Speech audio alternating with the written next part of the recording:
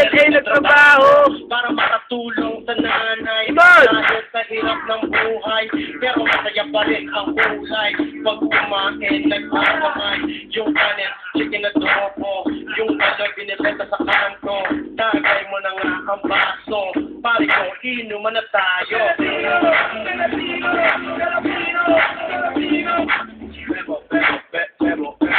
Bebo, bebo, be. ikaw ang aking bebo bebo bebo bebo bebo bebo ikaw ang aking bebo bebo bebo bebo bebo bebo ikaw ay